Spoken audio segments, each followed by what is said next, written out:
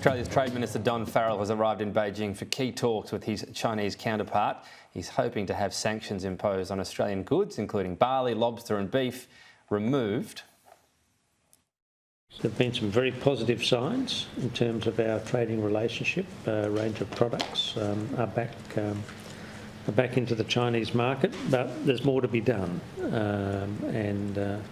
My job is to progress that tomorrow. Joining me now for more on this, Leigh, CEO of Australia's National Centre for Asia Capability and Asialink business at the University of Melbourne. Thanks for your time. Is the surest sign this will be a good result, the fact it's happening at all? The Chinese government, avoided the welcome mat for so long, and this is going to be the good news with the minister getting a tour and having these meetings? Yeah, Tom, good to be with you. Nothing like a face-to-face meeting to improve that thawing, to even move to, let's say, warming of relations. So this does represent the next instalment in terms of positive engagement on the trade side between Australia and China. And the in-person meetings are really to square away any remaining issues. The trend is certainly positive in terms of peeling back all of those punitive trade measures that were applied to various categories of exports, Australian exports, and really also to signal to the audience, the Chinese audience, the business community there, as well as then back here at home to Australian exporters, that they can have confidence in terms of doing business together.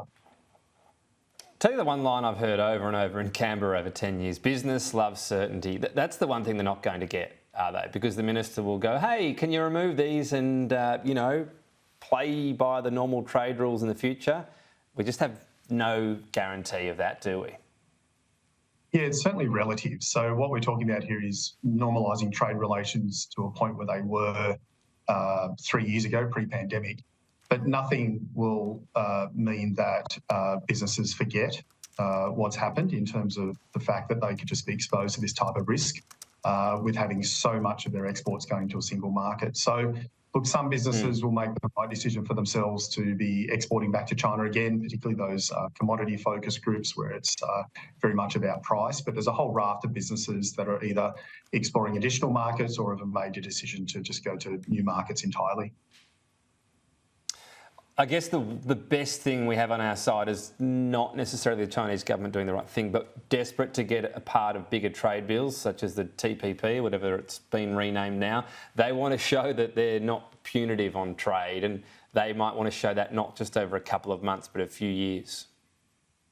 Yeah, look, the measures certainly weren't working. Whatever was the intent behind them, it's shown that there's resilience and global demand elsewhere for a lot of the products that were being exported. Now, that's not to diminish the impact that this had on individual businesses.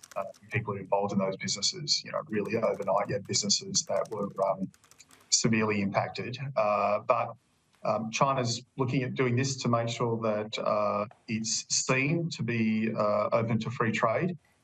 In addition to that, there's just pent-up demand from Chinese consumers and Chinese industry. I mean, this was adding the cost to inputs in terms of infrastructure.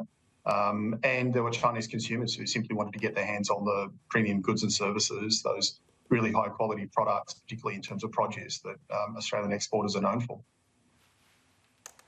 Well, exactly. There's a reason iron ore never had a problem getting in, and it wasn't the benevolence of the Chinese Communist Party.